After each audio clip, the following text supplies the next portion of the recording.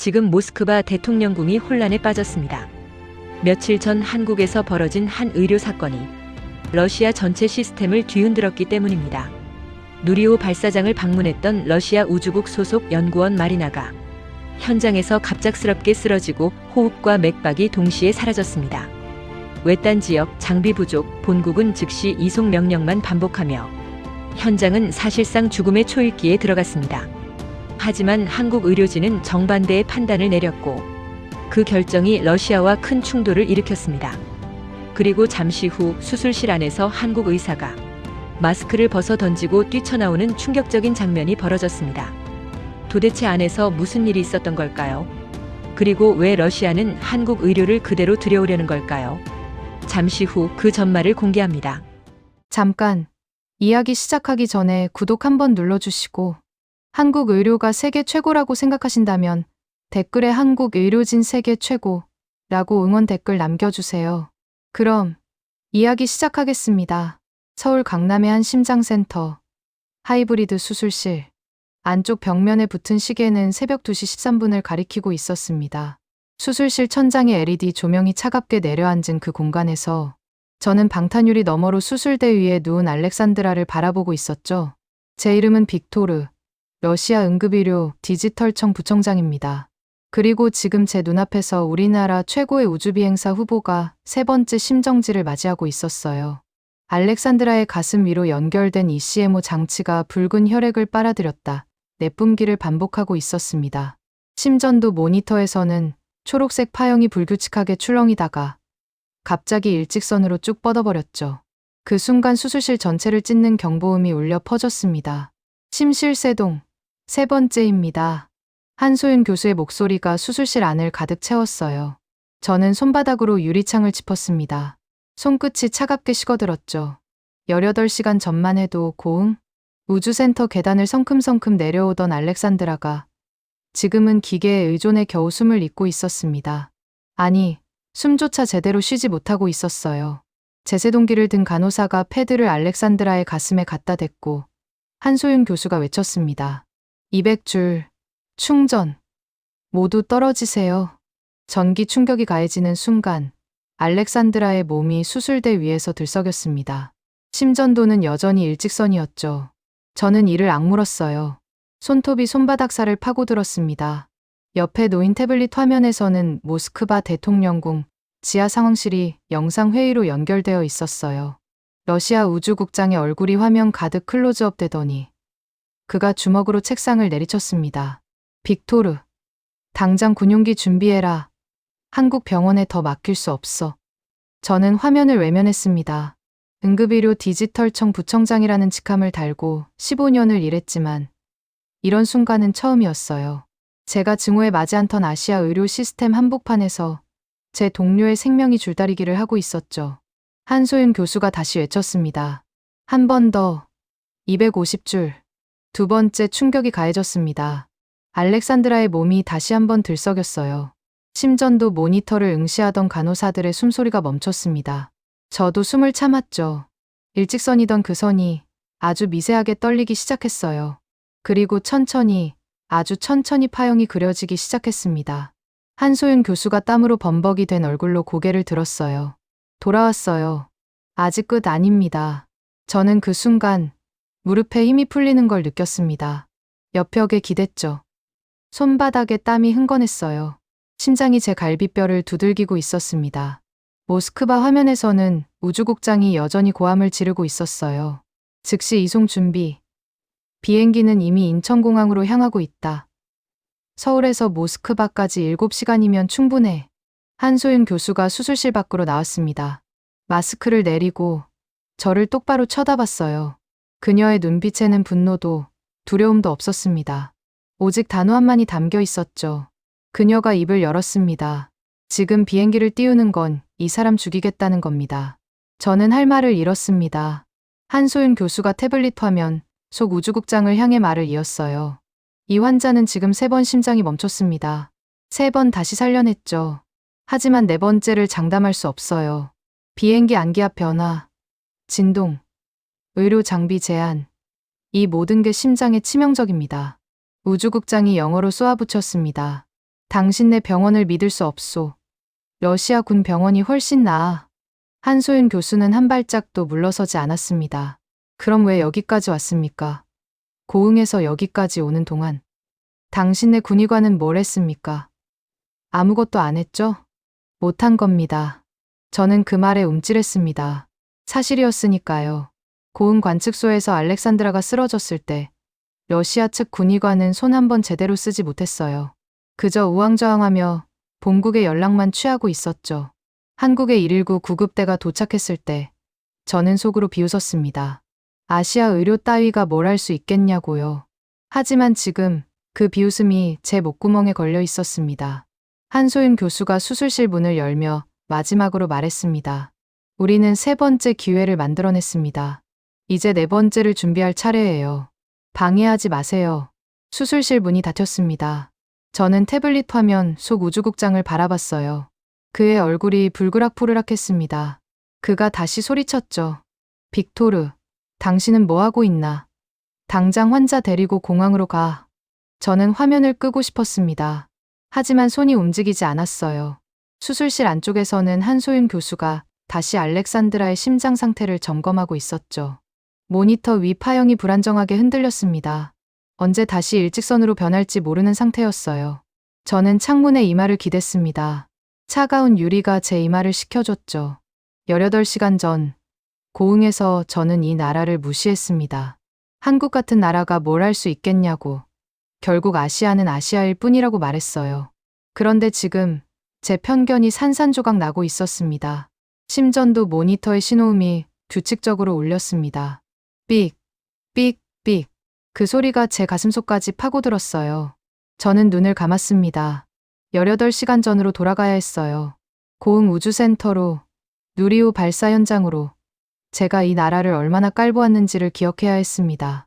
18시간 전, 저는 고흥군 나로우주센터 VIP 관람석이었습니다.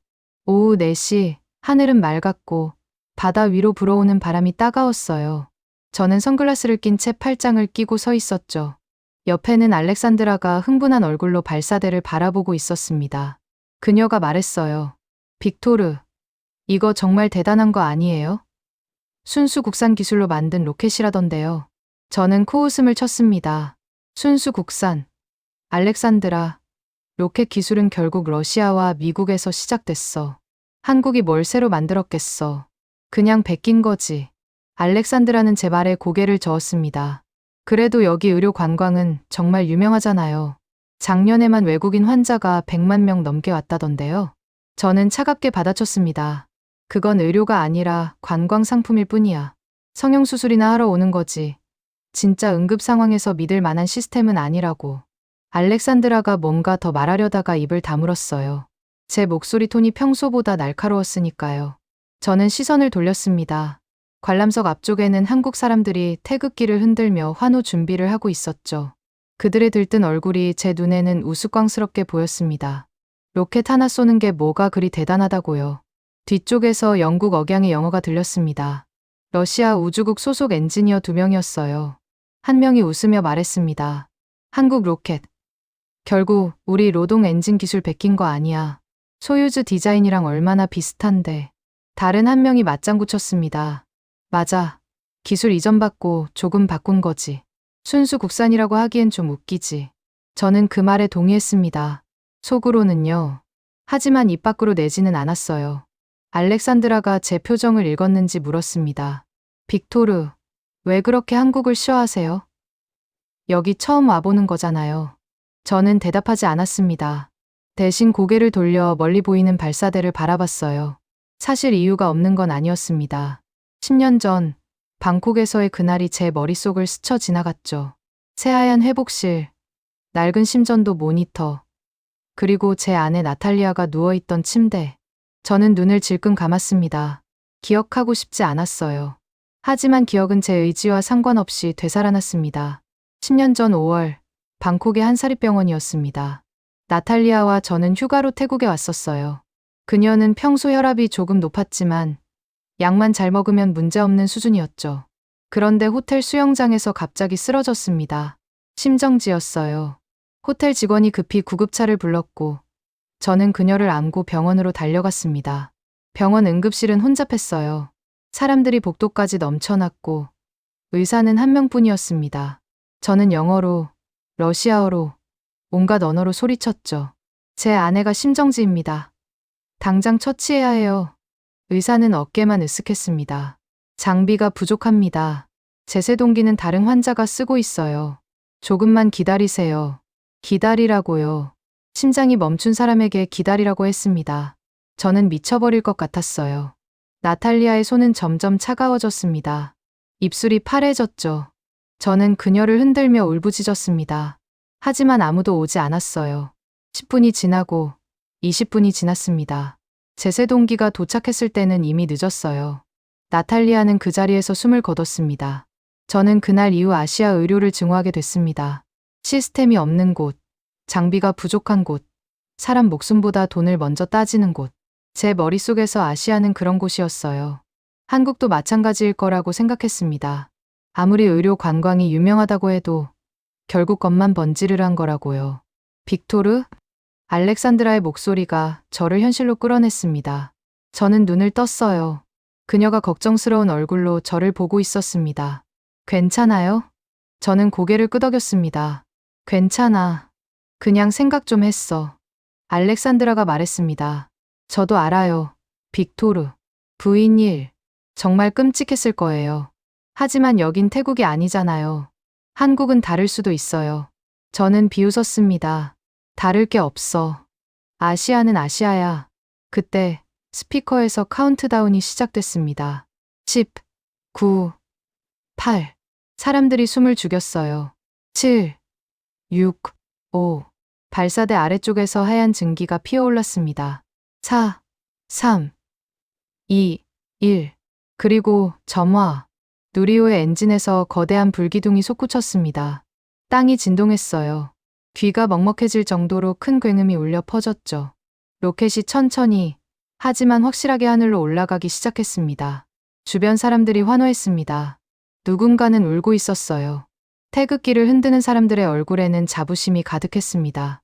저는 그 광경을 무표정하게 바라봤어요. 알렉산드라가 제 팔을 잡았습니다. 와, 정말 멋지다. 빅토르, 봐요. 저는 대답하지 않았습니다. 누리호는 하늘을 찢으며 구름 속으로 사라졌어요. 그리고 몇 분 뒤 스피커에서 발표가 나왔습니다. 위성 궤도 진입 성공. 사람들이 다시 한번 환호했죠. 저는 그제야 입을 열었습니다. 나는 로켓이 아니라 이 나라 응급실이 얼마나 위험한지 보러 왔습니다. 알렉산드라가 놀란 얼굴로 저를 봤어요. 빅토르, 그건 너무 편견 아니에요? 저는 어깨를 으쓱했습니다. 편견이 아니야. 경험이지. 그때였습니다. 알렉산드라의 얼굴이 갑자기 하얘지기 시작했어요. 그녀가 가슴을 움켜쥐었습니다. 저는 깜짝 놀라 그녀를 붙잡았죠. 알렉산드라. 무슨 일이야? 그녀가 숨을 헐떡이며 말했습니다. 가슴이 너무 아파요. 저는 순간 얼어붙었습니다. 10년 전 방콕의 그 순간이 떠올랐어요. 나탈리아도 똑같은 말을 했었습니다. 가슴이 아프다고. 그리고 그 다음은 빅토르. 알렉산드라의 목소리가 점점 약해졌습니다. 그녀의 다리에 힘이 풀렸어요. 저는 그녀를 간신히 붙잡았습니다. 주변 사람들이 놀라 우리를 둘러쌌죠. 누군가 소리쳤습니다. 의사. 의사 없어요? 저는 알렉산드라를 바닥에 조심스럽게 눕혔습니다. 그녀의 얼굴은 이미 파랗게 질려 있었어요. 맥박을 짚어봤습니다. 약했어요. 너무 약했습니다. 저는 다시 그 악몽 속으로 빠져들고 있었습니다. 알렉산드라가 제 팔에서 완전히 힘이 풀렸습니다. 눈이 풀려 있었어요. 저는 그녀의 이름을 불렀습니다. 대답이 없었죠. 손목에서 맥박을 찾으려 했지만 느껴지지 않았습니다. 목에 손을 갖다 댔어요. 경동맥도 뛰지 않았습니다. 심정지였습니다. 안 돼. 안 돼. 저는 비명을 질렀습니다. 10년 전 방콕의 그 악몽이 다시 시작되고 있었어요. 주변 사람들이 모여들었지만 아무도 뭘 해야 할지 몰랐습니다. 저도 마찬가지였어요. 응급의료 디지털청 부청장이라는 직함을 달고 있지만 정작 제 손으로 심폐소생술을 해본 지는 10년도 넘었습니다. 손이 떨렸어요. 머릿속이 새하얘졌습니다. 러시아 군의관, 군의관 어디 있어? 저는 영어로 소리를 질렀습니다. 하지만 군의관은 이 관람석이 아니라 저 아래 기자석 근처에 있었어요. 달려오려면 최소 5분은 걸릴 거였습니다. 5분. 심정지 환자에게 5분은 영원이었죠. 저는 알렉산드라의 가슴에 손을 올렸습니다. 심폐소생술을 시작하려 했어요. 하지만 손이 제대로 움직이지 않았습니다. 그때 옆에 있던 한국인 연구원이 재빨리 움직였습니다. 그는 주머니에서 휴대폰을 꺼내 번호를 눌렀어요. 119. 저는 그 숫자를 봤습니다. 한국의 응급 번호였죠.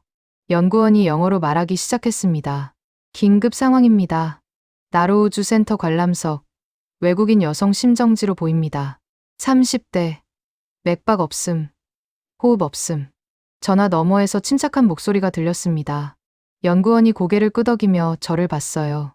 지금 바로 심폐소생술 시작하래요. 제가 할게요. 연구원이 알렉산드라 옆에 무릎을 꿇었습니다. 그는 양손을 깍지 끼고 그녀의 가슴 중앙에 올려놓았어요. 그리고 일정한 리듬으로 압박을 시작했습니다. 하나, 둘, 셋, 넷. 그의 동작은 정확했습니다. 119 상황실에서 실시간으로 지시를 내리고 있었어요. 저는 그 광경을 멍하니 바라봤습니다. 한국인 연구원이 러시아 우주비행사를 살리기 위해 땀을 흘리고 있었어요. 전화 너머 119 상황실 직원은 계속 말했습니다. 구급대 출동했습니다. 닥터 헬기도 동시 출동 중입니다. 예상 도착 시간 7분. 7분. 저는 귀를 의심했습니다. 여기는 고흥이에요. 서울에서 300km 떨어진 시골입니다. 헬기가 7분 만에 온다고요? 말도 안 되는 소리였습니다. 저는 속으로 비웃었어요. 또 아시아식 거짓말이라고 생각했습니다. 나탈리아를 잃었던 방콕 병원에서도 비슷한 말을 들었었죠. 곧 온다고, 조금만 기다리라고. 하지만 아무도 오지 않았습니다. 연구원은 계속 가슴 압박을 했습니다. 땀이 그의 이마를 타고 흘러내렸어요. 30회 압박 후. 그는 알렉산드라의 기도를 확보하고 인공호흡을 2번 했습니다. 그리고 다시 가슴 압박. 그는 지치지 않았어요. 119 상황실의 지시에 따라 정확하게 움직였습니다. 계속하세요. 잘하고 있습니다. 구급대 4분 거리. 전화 속 목소리가 들렸습니다. 저는 시계를 봤어요. 3분이 지났습니다. 아직 아무도 오지 않았어요. 역시나 라고 생각하려는 순간이었습니다. 하늘에서 굉음이 들렸습니다. 저는 고개를 들었어요. 붉은색 꼬리를 단 헬리콥터가 관람석 위를 선회하고 있었습니다. 닥터 헬기였어요. 헬기 도착, 착륙 지점 확보 중입니다. 119 상황실의 목소리가 들렸습니다. 관람석 뒤편의 임시 주차장에 사람들이 재빨리 공간을 만들었어요. 헬기가 천천히 고도를 낮췄습니다. 바람이 거세게 불어왔죠. 먼지가 날렸고 사람들이 눈을 가렸습니다. 헬기가 땅에 닿았어요. 문이 열리고 의료진이 뛰어내렸습니다. 한소윤이라고 적힌 명찰을 단 의사가 가방을 들고 달려왔습니다. 그녀는 알렉산드라 옆에 무릎을 꿇더니 연구원에게 말했어요. 잘하셨어요. 제가 이어받겠습니다. 한소윤은 즉시 알렉산드라의 상태를 확인했습니다. 목에 손을 대고 맥박을 확인했어요. 그리고 가방에서 자동제 세동기를 꺼냈습니다. 패드를 알렉산드라의 가슴에 붙였죠. 기계가 심전도를 분석하기 시작했습니다. 몇 초 후 기계 음성이 울렸어요. 제세동이 필요합니다.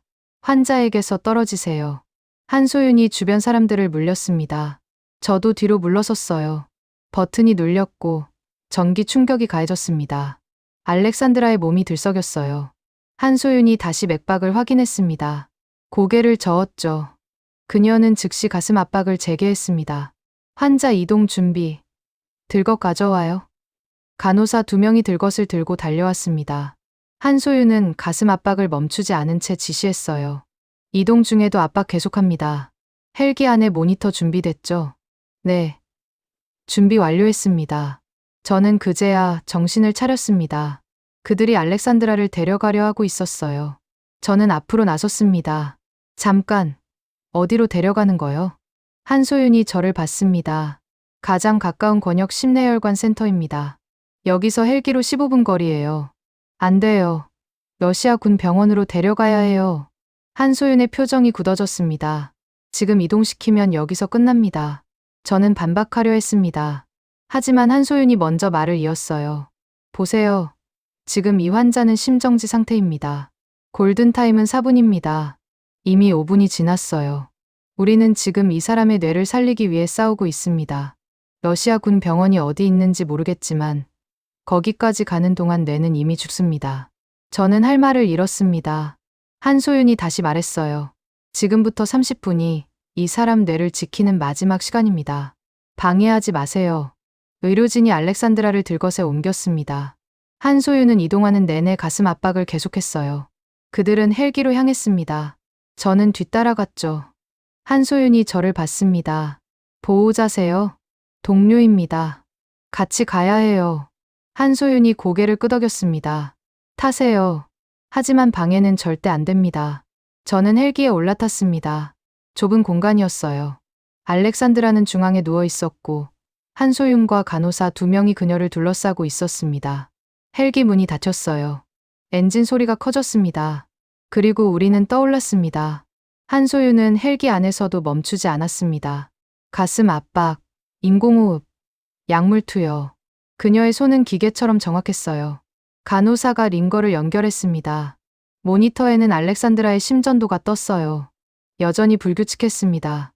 한소윤이 저를 봤습니다. 환자분 병력 아세요? 심장 질환이나 가족력? 저는 고개를 저었습니다. 모릅니다. 건강했어요. 우주비행사 후보라 정기 검진도 철저히 받았고요. 한소윤이 미간을 찌푸렸습니다. 갑작스러운 심정지면 선천성 이상이거나 전도 장애 가능성이 높습니다.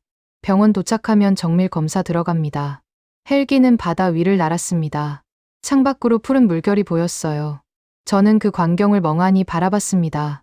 10년 전 방콕에서는 구급차조차 제 시간에 오지 않았어요. 병원에 도착해서도 장비가 없다고, 의사가 부족하다고, 기다리라는 말만 들었습니다. 하지만 지금 한국의 119는 7분 만에 헬기를 띄웠습니다. 의사가 직접 현장에 왔어요. 그리고 지금 이 순간에도 하늘 위에서 알렉산드라를 살리기 위해 싸우고 있었습니다. 한소윤이 주머니에서 휴대폰을 꺼냈습니다. 러시아어 번역 앱을 켰어요. 그녀가 말했습니다. 119는 번호가 아니라 약속입니다. 누가 쓰러져도 10분 안에 달려가겠다는 이 나라의 서명이에요. 번역된 러시아어가 휴대폰에서 흘러나왔습니다. 저는 그 말을 듣고 아무 대꾸도 하지 못했어요. 한소윤은 다시 알렉산드라에게 집중했습니다. 제세동기를 다시 준비했어요. 2번째 충격을 가할 준비였습니다. 저는 눈을 감았습니다. 10년 전에는 이렇게 해줄 사람이 없었어요. 나탈리아는 차가운 바닥에서 혼자 죽어갔습니다. 하지만 알렉산드라는 지금 하늘 위에서 한국 의료진의 손에 자신의 생명을 맡기고 있었습니다. 헬기가 고도를 낮추기 시작했습니다. 한소윤이 말했어요. 병원 도착 1분 전. 응급실 준비 완료 확인. 무전기에서 응답이 왔습니다. 응급실 대기 중. 심장내과 전문의 스탠바이. 헬기가 착륙했습니다. 문이 열리고 병원 직원들이 달려왔어요. 들것이 재빨리 옮겨졌습니다. 저는 비틀거리며 헬기에서 내렸죠. 눈앞에 거대한 병원 건물이 보였습니다. 권역 심내혈관 센터라는 간판이 붙어 있었어요. 알렉산드라는 응급실 안으로 사라졌습니다. 저는 그 뒤를 따라갔습니다. 복도를 달렸어요. 응급실 문이 닫혔습니다. 저는 문 앞에 멈춰 섰습니다. 그리고 그제야 무릎에 힘이 풀렸습니다. 바닥에 주저앉았어요. 손이 떨렸습니다. 온몸에서 힘이 빠져나갔습니다. 괜찮으세요? 간호사가 다가와 물었습니다. 저는 고개를 저었어요. 괜찮지 않습니다. 전혀. 간호사가 물 한 컵을 건넸습니다. 저는 그걸 받아 마셨어요. 목이 타들어가고 있었습니다. 간호사가 말했습니다. 환자분, 좋은 손에 맡기셨어요. 한소윤 교수님은 이 분야 최고예요. 저는 대답하지 않았습니다. 최고라는 말이 무슨 의미가 있을까요? 나탈리아도 최고의 의사가 필요했습니다. 하지만 그런 사람은 오지 않았어요. 저는 응급실 문을 바라봤습니다. 문 너머에서 알렉산드라가 싸우고 있었습니다. 그리고 한국이라는 나라가, 제가 그토록 무시했던 이 나라가 그녀를 살리기 위해 움직이고 있었습니다. 응급실 문이 열렸습니다. 한소윤이 나왔어요. 마스크를 내리고 저를 봤습니다. 저는 벌떡 일어났죠. 어떻게 됐습니까? 한소윤이 천천히 말했습니다. 일단 안정시켰습니다. 심박동 돌아왔어요. 하지만 상태가 좋지 않습니다. 정밀 검사 들어가야 해요. 저는 안도의 한숨을 쉬었습니다. 살아있다는 것만으로도 감사했어요. 한소윤이 계속 말했습니다. 이쪽으로 오시죠. 설명드릴 게 있습니다. 저는 그녀를 따라 작은 상담실로 들어갔습니다. 벽면에는 거대한 모니터가 걸려 있었어요. 한소윤이 컴퓨터를 켰습니다. 화면에 뭔가가 떴어요. 지도였습니다. 한국 전역에 빨간 점들이 찍혀 있었죠. 이게 뭡니까? 제가 물었습니다. 한소윤이 대답했어요. 오늘 하루 동안 119로 신고 들어온 심정지 환자 위치입니다. 오늘만 42건이에요. 저는 숨이 막혔습니다. 42건. 하루에요? 한소윤이 화면을 확대했습니다. 한국은 1년에 33,000명이 넘는 심정지 환자가 발생합니다. 그중 절반 이상이 병원 밖에서 쓰러지죠.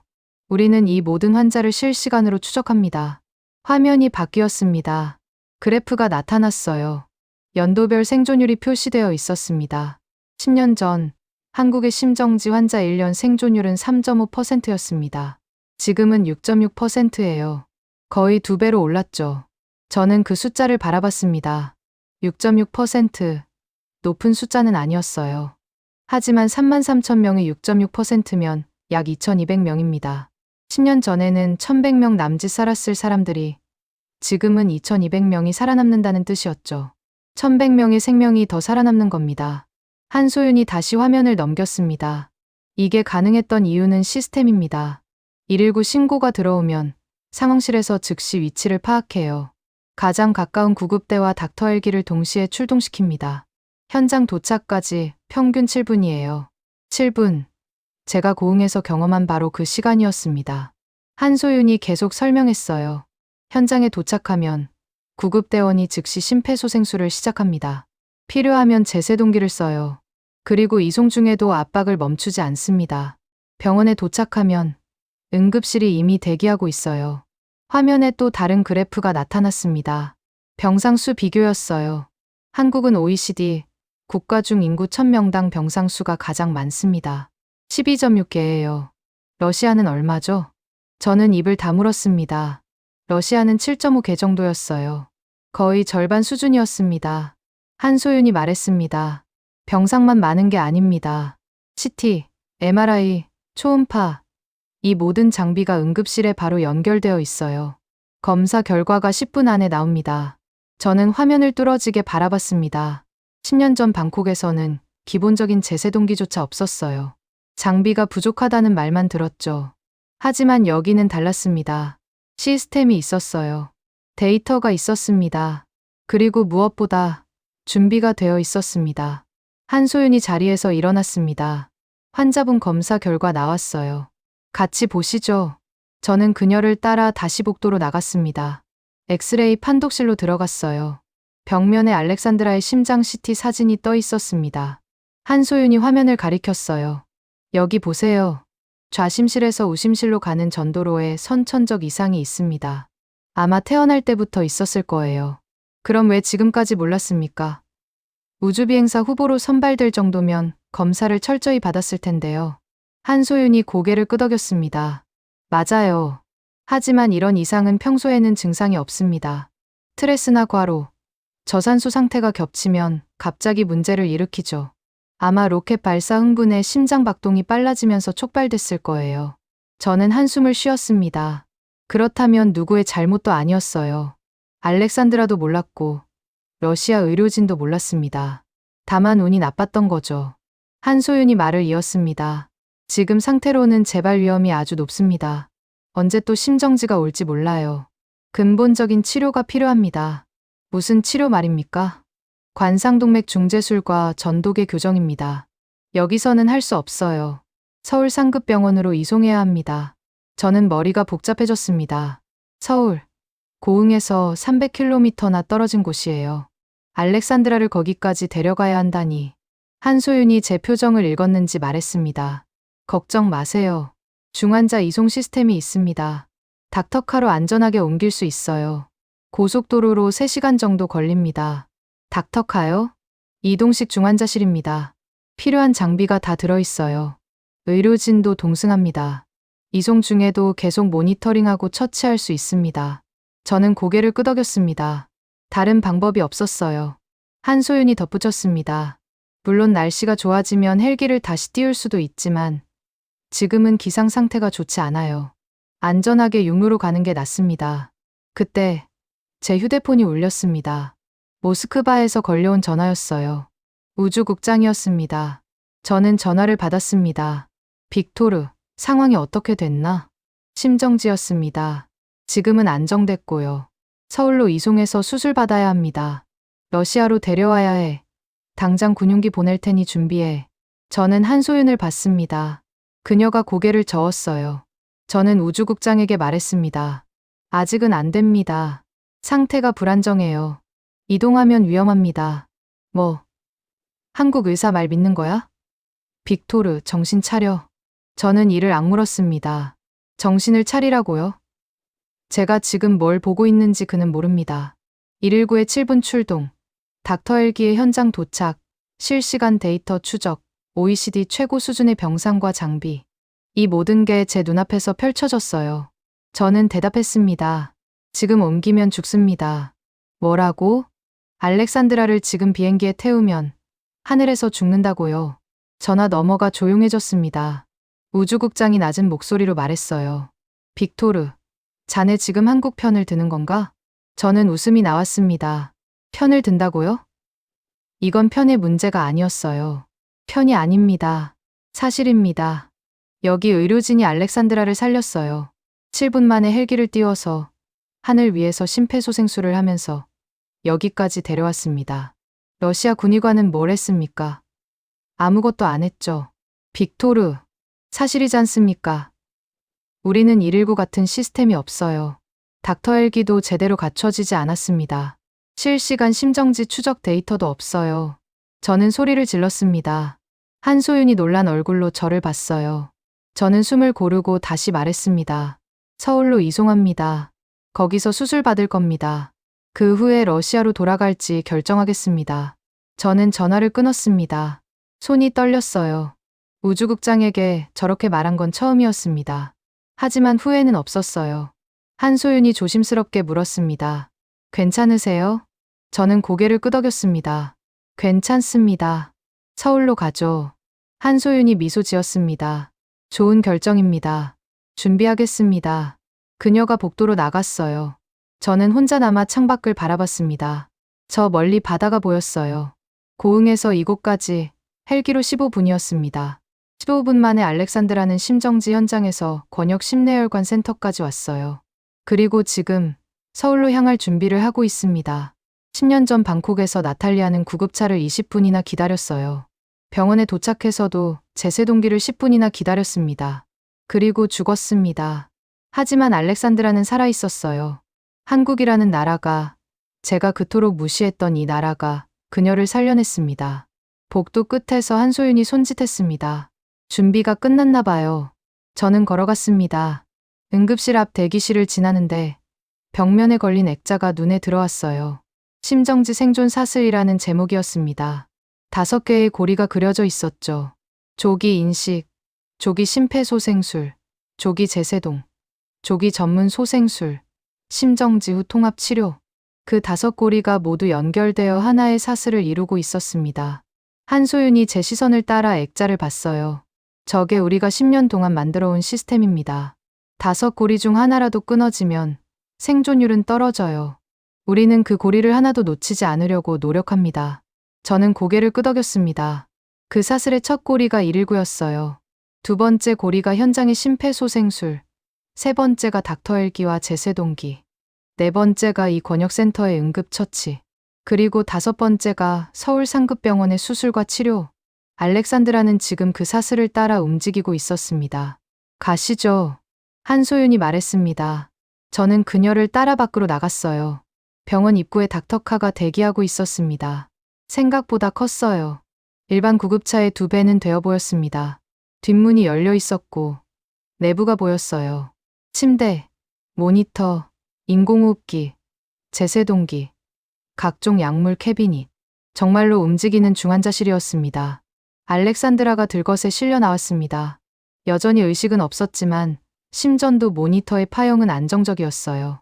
의료진이 그녀를 조심스럽게 닥터카 안으로 옮겼습니다. 저도 올라탔죠. 한소윤과 간호사 2명이 동승했어요. 문이 닫히고 엔진이 시동을 걸었습니다. 출발합니다. 운전사가 말했습니다. 차가 천천히 움직이기 시작했어요. 병원을 빠져나와 도로로 접어들었습니다. 한소윤이 알렉산드라의 혈압을 재고 산소 포화도를 확인했어요. 모든 게 정상 범위였습니다. 저는 조금 안심했습니다. 서울까지 얼마나 걸립니까? 제가 물었습니다. 한소윤이 대답했어요. 고속도로 상황에 따라 다르지만 보통 3시간 정도예요. 경찰 에스코트가 함께 가니까 조금 빨라질 수도 있습니다. 3시간, 긴 시간이었습니다. 하지만 이 닥터카 안에서라면 안전할 거예요. 저는 창밖을 바라봤습니다. 고속도로 입구가 보였어요. 우리는 그곳으로 향하고 있었습니다. 서울로 알렉산드라를 살릴 마지막 희망이 있는 곳으로요. 저는 눈을 감았습니다. 제 편견이 부끄러웠어요. 한국이라는 나라를, 아시아 의료를 저는 너무 쉽게 판단했었습니다. 하지만 지금 제 동료의 생명이 그들의 손에 달려 있었어요. 그리고 저는 그들을 믿기로 했습니다. 닥터카가 고속도로에 진입했습니다. 앞에는 경찰 순찰차가 사이렌을 울리며 길을 열어주고 있었어요. 전광판에 문구가 떴습니다. 응급환자 이송 중. 양보 부탁드립니다. 차들이 비켜섰어요. 저는 창밖을 바라봤습니다. 모르는 사람을 위해, 외국인을 위해 이 많은 사람들이 길을 내주고 있었습니다. 한소윤이 알렉산드라의 상태를 계속 체크했습니다. 혈압, 맥박, 산소 포화도, 숫자들이 모니터에 떴어요. 안정적이었습니다. 저는 조금 안심했죠. 창밖 풍경이 빠르게 지나갔어요. 들판, 산, 작은 마을들. 한국의 시골 풍경이었습니다. 30분쯤 지났을까요? 제 휴대폰이 울렸습니다. 이번에는 영상 통화였어요. 모스크바 대통령궁에서 걸려온 거였습니다. 저는 놀라 전화를 받았습니다. 화면에 회의실이 나타났어요. 길고 큰 탁자, 그 주변에 앉은 사람들, 대통령, 우주국장, 국방장관, 보건장관, 러시아 최고위층이 모여 있었습니다. 대통령이 말했어요. 빅토르, 상황 보고하게. 저는 침을 삼켰습니다. 대통령과 직접 통화하는 건 처음이었어요. 예, 대통령 각하. 알렉산드라는 현재 서울로 이송 중입니다. 상태는 안정됐지만 수술이 필요합니다. 수술. 한국에서? 네. 그렇습니다. 대통령이 우주국장을 받습니다. 우주국장이 앞으로 나서며 말했어요. 각하, 이건 용납할 수 없습니다. 우리 최고 우주비행사 후보의 의료 데이터를 한국이 쥐고 있다는 뜻입니다.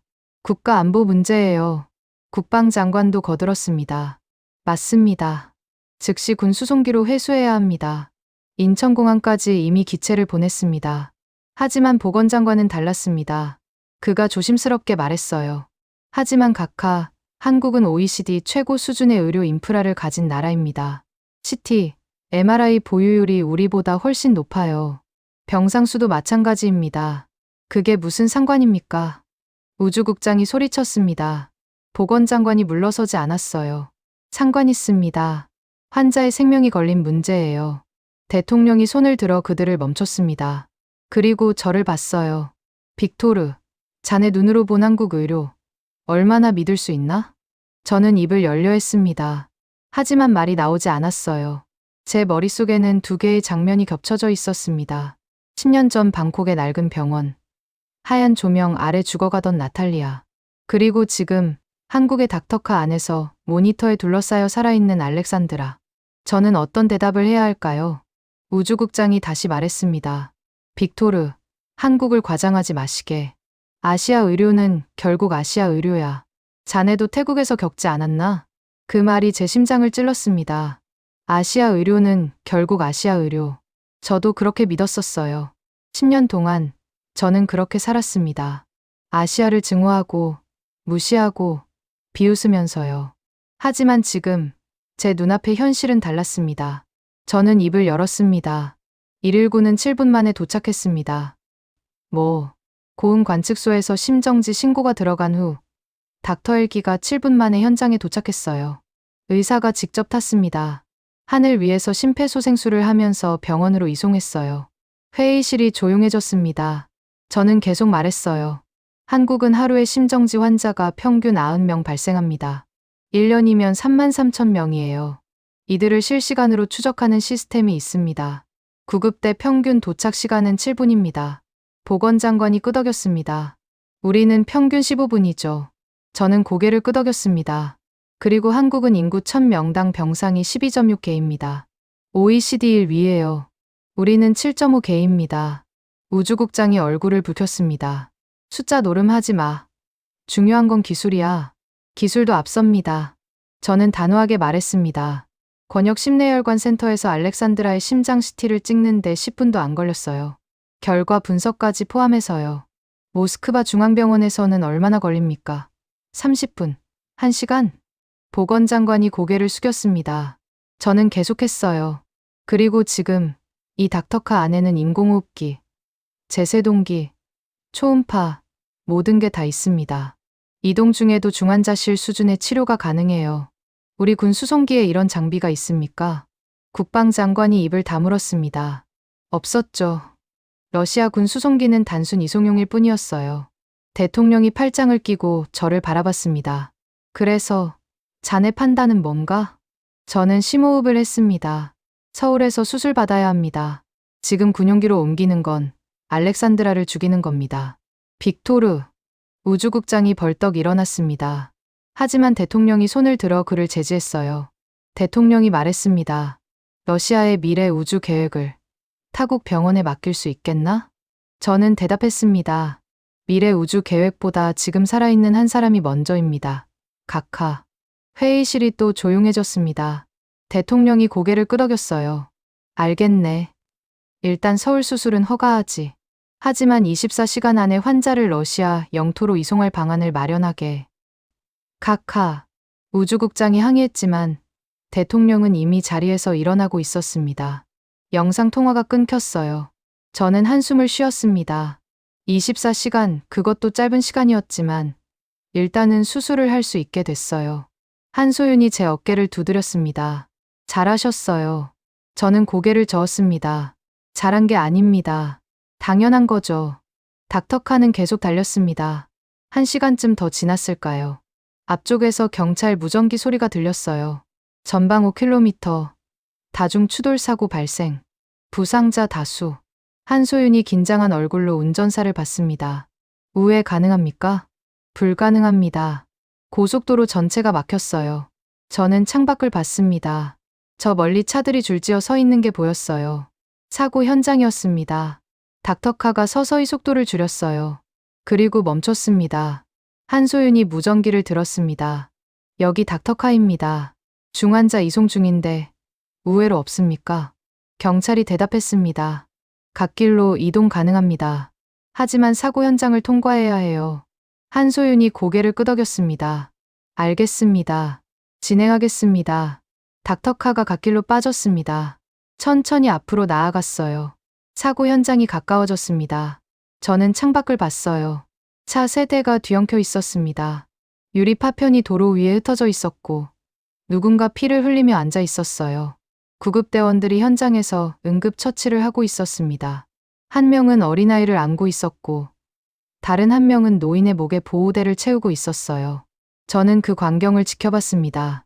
그리고 깨달았어요. 알렉산드라만 응급 환자가 아니라는 것을요. 저 사람들도 지금 이 순간 생명이 위태로운 사람들이었습니다. 닥터카가 사고 현장을 지나쳤습니다. 저는 뒤를 돌아봤어요. 구급대원들이 여전히 바쁘게 움직이고 있었습니다. 그들도 119 시스템의 일부였어요. 누군가 쓰러지면, 누군가 다치면 그들은 달려갔습니다. 국적도, 신분도, 이름도 묻지 않고요. 한소윤이 알렉산드라의 혈압을 다시 쟀습니다. 아직 안정적이에요. 잘 버티고 있습니다. 저는 고개를 끄덕였습니다. 알렉산드라는 버티고 있었어요. 한국의 의료 시스템이 119가, 닥터헬기가, 이 닥터카가 그녀를 버티게 하고 있었습니다. 저는 창밖을 다시 봤어요. 고속도로 표지판이 보였습니다. 서울 120km. 아직 멀었어요. 하지만 우리는 가고 있었습니다. 천천히, 하지만 확실하게요. 닥터카가 다시 속도를 냈습니다. 사고 현장을 지나 고속도로 본선으로 복귀했어요. 경찰 에스코트가 다시 앞서 나갔습니다. 저는 시계를 봤어요. 출발한 지 2시간이 지났습니다. 서울까지 1시간 정도 남았죠. 알렉산드라의 모니터가 갑자기 경고음을 냈습니다. 저는 깜짝 놀라 그쪽을 봤어요. 심전도 파형이 불규칙해지고 있었습니다. 한소윤이 재빨리 움직였어요. 혈압 떨어지고 있어요. 맥박 불규칙합니다. 간호사가 약물을 준비했습니다. 한소윤이 알렉산드라의 목에 청진기를 댔어요. 표정이 굳어졌습니다. 부정맥입니다. 다시 심실세동 올 수 있어요. 저는 숨이 막혔습니다. 또 심정지라는 말인가요? 한소윤이 제세동기를 준비하며 말했습니다. 아직 아닙니다. 지금 막는 중이에요. 그녀가 약물을 주입했습니다. 알렉산드라의 팔에 링거가 연결되어 있었고 투명한 액체가 빠르게 들어갔어요. 모니터를 지켜봤습니다. 심전도 파형이 출렁이고 있었죠. 불규칙하게요. 저는 주먹을 쥐었습니다. 손톱이 손바닥을 파고들었어요. 30초가 지났습니다. 1분이 지났습니다. 파형이 조금씩 안정되기 시작했어요. 한소윤이 숨을 내쉬었습니다. 넘겼어요. 하지만 서울까지 빨리 가야 합니다. 저는 운전사에게 말했습니다. 더 빨리 갈 수 없습니까? 운전사가 대답했어요. 지금도 최대 속도입니다. 이보다 빠르면 환자에게 위험해요. 저는 이를 악물었습니다. 빨리 가고 싶었어요. 하지만 한소윤이 제 팔을 잡았습니다. 괜찮아요. 우리는 준비되어 있습니다. 무슨 일이 생겨도 여기서 처치할 수 있어요.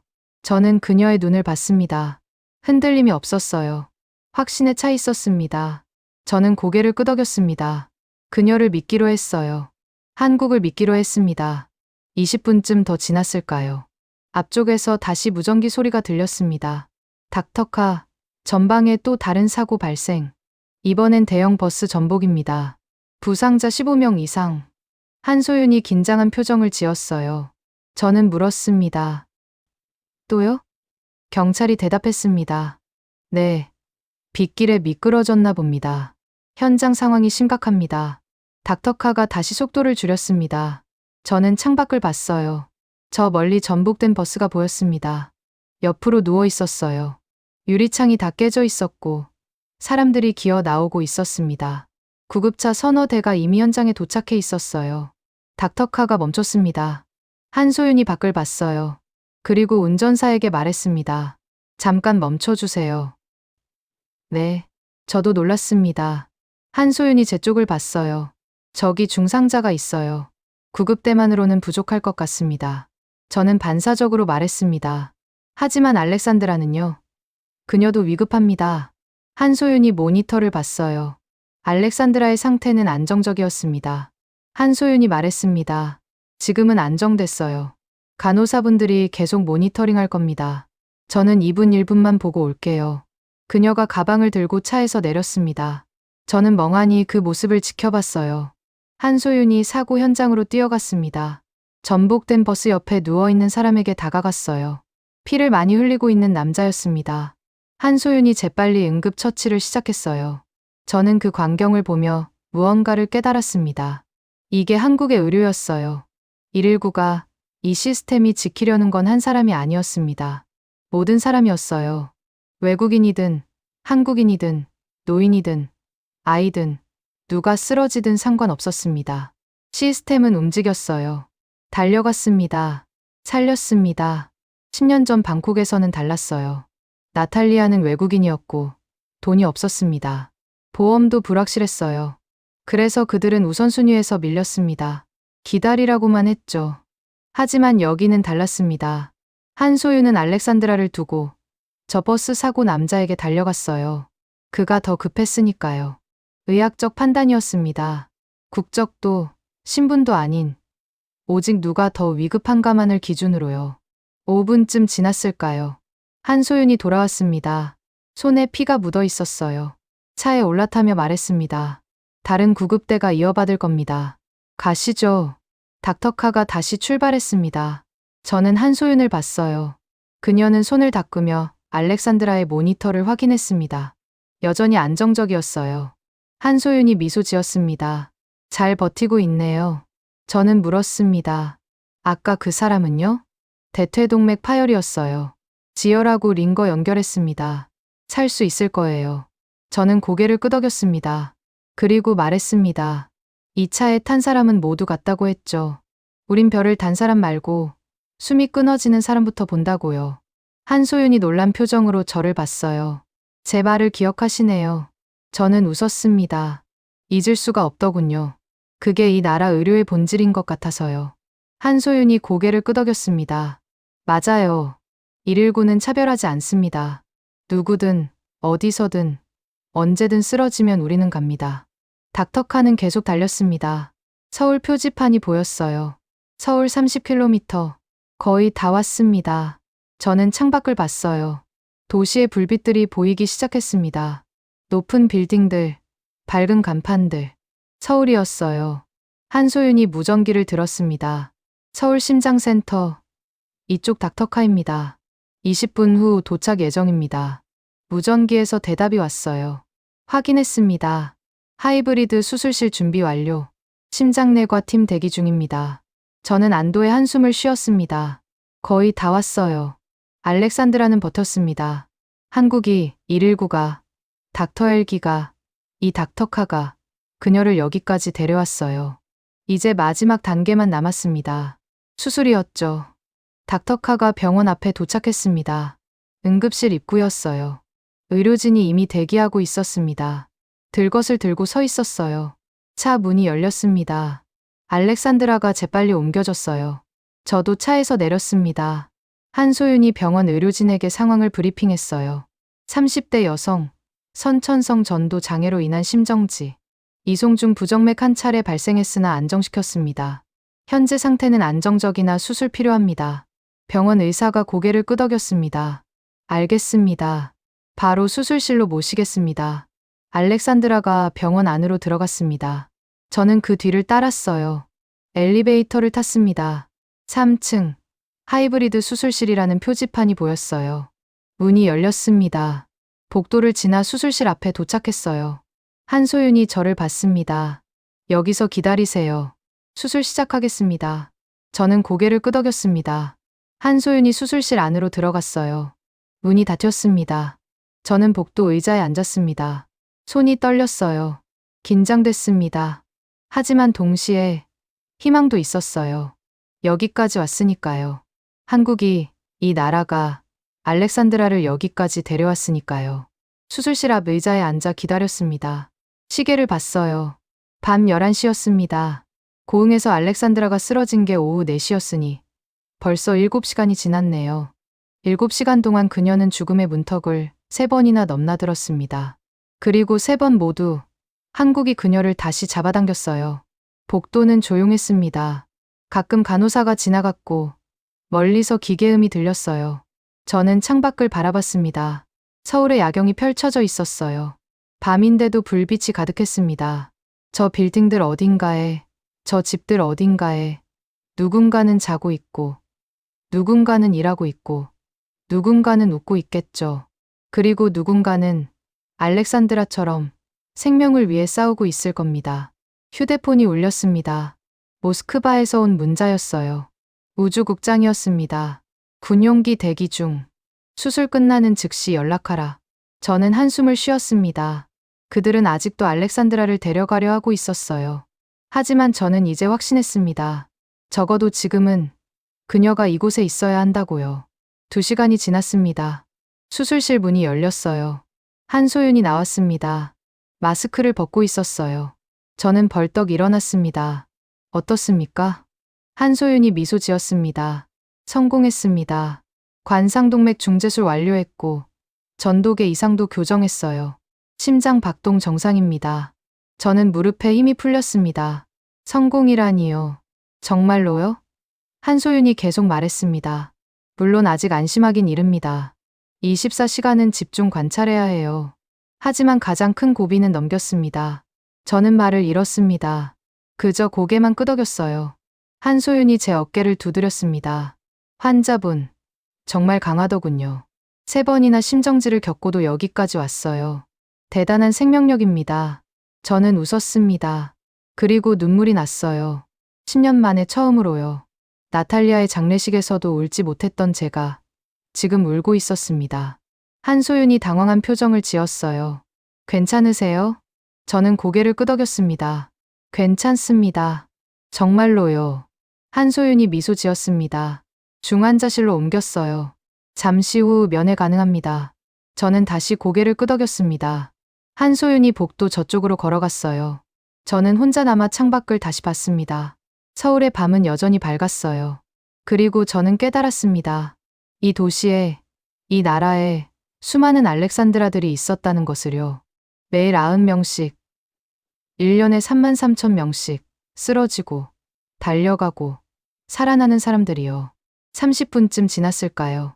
간호사가 와서 말했습니다. 면회 가능합니다. 이쪽으로 오세요. 저는 그녀를 따라 중환자실로 갔습니다. 문을 열고 들어갔어요. 침대가 여러 개 있었고, 각각 모니터와 기계들로 둘러싸여 있었습니다. 알렉산드라는 구석 침대에 누워 있었어요. 눈을 감고 있었지만 숨을 쉬고 있었습니다. 규칙적으로요. 저는 그녀 옆으로 다가갔습니다. 의자에 앉았어요. 모니터를 봤습니다. 심전도 파형이 규칙적으로 그려지고 있었어요. 삑, 삑, 삑. 그 소리가 제 귀에 음악처럼 들렸습니다. 살아있다는 소리였으니까요. 알렉산드라가 눈을 떴습니다. 천천히요. 저를 봤어요. 초점이 맞지 않았지만 곧 또렷해졌습니다. 그녀가 입을 움직였어요. 소리는 거의 나오지 않았지만 입 모양으로 알 수 있었습니다. 빅토르. 저는 그녀의 손을 잡았습니다. 알렉산드라. 괜찮아. 살았어. 넌 살았어. 그녀가 미소 지었습니다. 아주 약하게요. 그리고 다시 입을 움직였습니다. 내 심장이 3번 멈췄죠. 저는 고개를 끄덕였습니다. 누가 말해줬나 봐요. 알렉산드라가 계속 말했습니다. 한국이 3번 다시 켰네요. 저는 눈물이 또 났습니다. 그녀 말이 맞았어요. 한국이 3번 그녀를 살렸습니다. 고흥 관측소에서, 권역센터에서, 그리고 여기 서울에서요. 알렉산드라가 눈을 감았어요. 다시 잠든 거였습니다. 저는 그녀 손을 놓지 않았어요. 간호사가 다가왔습니다. 러시아어 번역 앱을 켠 휴대폰을 들고 있었어요. 서투른 발음으로 말했습니다. 알렉산드라, 잘 버티셨어요. 저는 그 간호사를 봤습니다. 젊은 여자였어요. 이름표에 김지연이라고 쓰여 있었습니다. 그녀는 외국인 환자를 위해 번역 앱을 준비했어요. 러시아어를 배운 것도 아닐 텐데 휴대폰으로 소통하려 했습니다. 그 작은 노력이 저에게는 크게 다가왔어요. 감사합니다. 제가 한국어로 말했습니다. 김지연이 놀란 표정을 지었어요. 저는 영어로 다시 말했습니다. 정말 감사합니다. 당신들이 그녀를 살렸어요. 김지연이 미소 지었습니다. 저희 일일 뿐이에요. 일일 뿐이라고요. 하지만 그 일이 한 사람의 생명을 살렸습니다. 저는 병실을 나왔어요. 복도를 걸었습니다. 벽에 걸린 게시판이 보였어요. 응급의료 통계라는 제목이었습니다. 그래프들이 붙어 있었어요. 병원 밖 심정지 발생 건수 연간 33,000건, 119 신고 후 평균 도착 시간 7분, 심폐소생술 시행률 27.3%, 1년 생존율 6.6%. 저는 그 숫자들을 바라봤습니다. 6.6%. 낮은 숫자였어요. 100명 중 6명만 살아남는다는 뜻이었죠. 하지만 10년 전에는 3명이었습니다. 2배로 늘어난 거예요. 그리고 한국은 여전히 노력하고 있었습니다. 7%, 8%, 그 이상을 향해서요. 밤, 병원 옥상으로 올라갔습니다. 문을 열고 나갔어요. 찬 공기가 얼굴을 때렸습니다. 서울의 밤 풍경이 눈앞에 펼쳐졌어요. 저는 난간에 기댔습니다. 그리고 생각했습니다. 나는 아시아 의료를 증오했습니다. 10년 동안요. 나탈리아를 잃은 후로 저는 아시아 전체를 싫어했어요. 태국도, 베트남도, 한국도 다 똑같다고 생각했습니다. 하지만 틀렸어요. 한국은 달랐습니다. 119는 달랐어요. 이 시스템은 사람을 차별하지 않았습니다. 국적도, 신분도, 돈도 묻지 않았어요. 오직 한 가지만 물었습니다. 당신은 살아야 할 사람인가? 그리고 대답은 항상 똑같았습니다. 예. 저는 주머니에서 휴대폰을 꺼냈습니다. 모스크바 우주국장에게 전화를 걸었어요. 2번 울리고 그가 받았습니다. 빅토르, 수술 끝났나? 네, 성공했습니다. 좋아. 그럼 당장 군용기로. 아니요. 저는 그의 말을 끊었습니다. 우주국장이 놀란 듯 침묵했어요. 저는 계속 말했습니다. 알렉산드라는 여기 남습니다. 최소 일주일은요. 안정될 때까지 한국에서 치료받을 겁니다. 빅토르. 무슨 소리야? 제 판단입니다. 응급의료 디지털청 부청장으로서의 판단이에요. 자네가 무슨 권한으로? 권한이요? 저는 15년 동안 응급의료를 연구했습니다. 그리고 오늘 제 눈으로 봤어요. 진짜 응급의료 시스템이 뭔지요. 우주국장이 말을 잃었습니다. 저는 숨을 크게 들이쉬고 말했습니다. 나는 아시아 의료를 증오했습니다. 10년 동안요. 제 아내를 잃었으니까요. 하지만 오늘 제 편견을 심폐소생한 나라를 만났습니다. 그 나라 이름은 한국입니다. 전화가 끊겼습니다. 우주국장이 끄는 건지 제가 끄는 건지 모르겠어요. 상관없었습니다. 저는 휴대폰을 주머니에 넣었어요. 그리고 다시 서울 야경을 바라봤습니다. 저 어딘가에서 지금도 119는 움직이고 있을 거예요. 누군가 쓰러졌을 테고 구급대가 달려가고 있을 겁니다. 7분 안에요. 48시간이 지났습니다. 알렉산드라는 중환자실에서 일반 병실로 옮겨졌어요. 의식도 완전히 돌아왔고 말도 할 수 있었습니다. 저는 그녀 병실에서 대부분의 시간을 보냈어요. 한소윤이 매일 2번씩 와서 상태를 확인했습니다. 정말 놀라운 회복력입니다. 일주일 후면 퇴원 가능할 것 같아요. 알렉산드라가 한국어로 대답했습니다. 감사합니다. 서투른 발음이었지만 한소윤은 기뻐하며 웃었어요. 알렉산드라는 입원하는 동안 간호사들에게 한국어를 배웠습니다. 감사합니다. 안녕하세요. 괜찮아요. 그녀는 열심히 따라했어요. 일주일이 지났습니다. 알렉산드라는 퇴원 허가를 받았어요. 하지만 바로 러시아로 돌아가지 않았습니다. 한 달 동안 서울에 머물며 재활 치료를 받기로 했죠. 러시아 정부도 결국 동의했습니다. 대통령이 직접 승인했어요. 그 한 달 동안 저는 한국의 응급의료 시스템을 더 깊이 공부했습니다. 119 상황실을 방문했어요. 서울 중심부에 있는 거대한 건물이었습니다. 안으로 들어가니 벽면 전체가 모니터로 덮여 있었어요. 한국 지도가 떠 있었고 실시간으로 신고 위치가 표시되고 있었습니다. 상황실장이 설명했습니다. 신고가 들어오면 GPS로 정확한 위치를 파악합니다. 그리고 가장 가까운 구급대를 자동으로 배정해요. 평균 7분 안에 현장 도착합니다. 저는 모니터를 봤어요. 지금 이 순간에도 5건의 신고가 처리되고 있었습니다. 심정지 2건, 교통사고 1건, 추락사고 1건, 뇌졸중 1건. 각각의 신고에 구급대가 배정되고 실시간으로 위치가 추적되고 있었어요. 이 시스템 얼마나 걸려서 만들었습니까?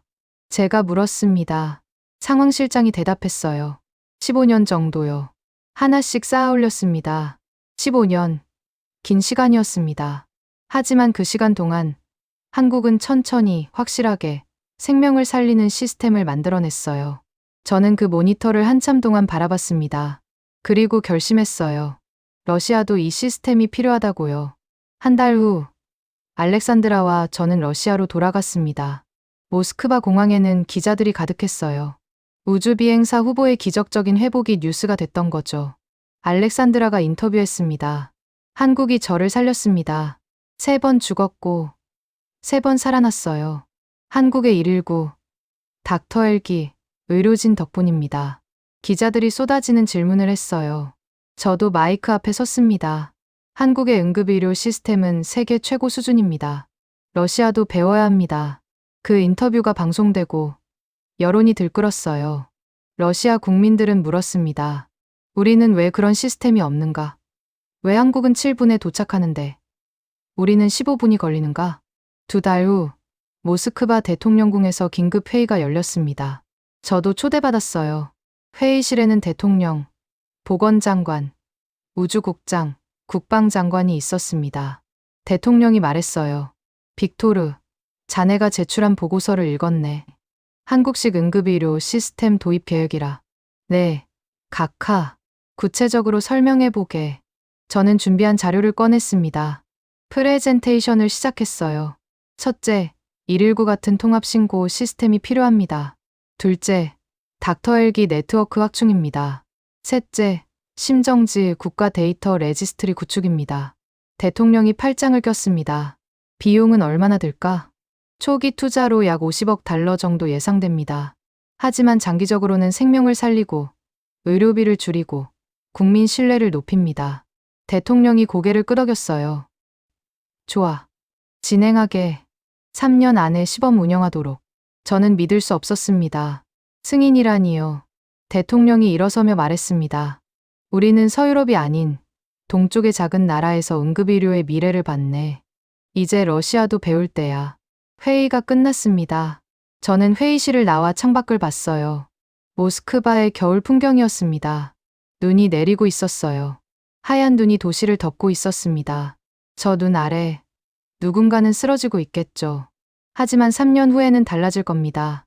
러시아도 119를 배울 테니까요. 그날 밤, 저는 모스크바 외곽의 묘지를 찾았습니다. 나탈리아의 묘비 앞에 섰어요. 10년 만에 처음으로요. 저는 무릎을 꿇고 묘비를 닦았습니다. 그리고 말했습니다. 나탈리아, 나왔어. 당신을 잃게 한 그 대륙에서 누군가의 동료를 살려낸 나라를 만났어. 그 나라 이름은 한국이야. 바람이 불었습니다. 그 나라는 당신처럼 쓰러진 사람을 7분 안에 찾아가. 하늘을 날아서 땅을 달려서 어떻게든가. 그리고 살려내. 3번 죽어도 3번 다시 살려내. 눈물이 났습니다. 나는 10년 동안 아시아를 증오했어. 당신을 잃었으니까. 하지만 틀렸어. 한국은 그 시스템을 만들어냈어. 이제 러시아도 만들 거야. 당신 같은 사람이 더 이상 나오지 않도록 7분 안에 도착하는 나라를 만들 거야. 오래 그렇게 있었습니다. 해가 지고 어두워졌어요. 저는 일어났습니다. 1년 후 모스크바에서 러시아판 119 시스템이 정식으로 가동됐습니다. 시범 운영 결과가 좋았거든요.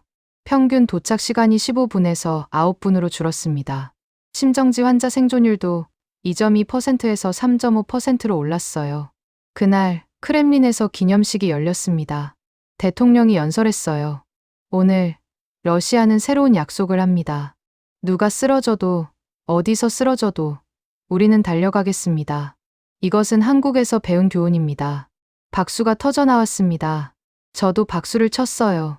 눈물이 났습니다. 기쁨의 눈물이었죠. 그날 저녁 집으로 돌아와 텔레비전을 켰습니다. 뉴스가 나오고 있었어요. 앵커가 말했습니다. 오늘 모스크바에서 도입된 새 응급의료 시스템은 한국의 119를 모델로 만들어졌습니다. 화면이 바뀌었습니다. 서울의 119 상황실이 나왔어요. 그리고 한소윤이 인터뷰하는 장면이었습니다. 생명을 살리는데 국경은 없습니다. 러시아가 우리 시스템을 배워간다니 영광이에요. 저는 텔레비전을 끄고 창밖을 봤습니다. 모스크바의 밤이었어요. 별이 보였습니다. 그 별 아래 누군가는 쓰러지고 있겠죠. 하지만 이제 구급차는 9분 안에 도착할 겁니다. 내년에는 8분, 내후년에는 7분. 저는 책상 서랍을 열었습니다. 그 안에 사진 한 장이 있었어요. 나탈리아와 제가 함께 찍은 사진이었습니다. 저는 그 사진을 꺼내 액자에 넣었어요. 그리고 책상 위에 놓았습니다. 나탈리아, 약속 지켰어. 이제 러시아도 당신 같은 사람을 더 잘 지킬 수 있어. 한국이 가르쳐줬어. 생명을 지키는 법을. 사진 속 나탈리아가 웃고 있었습니다. 저도 웃었어요. 10년 만에 처음으로 그녀를 생각하며 웃을 수 있었습니다. 세계는 물었습니다. 러시아는 누구에게 배워야 하는가?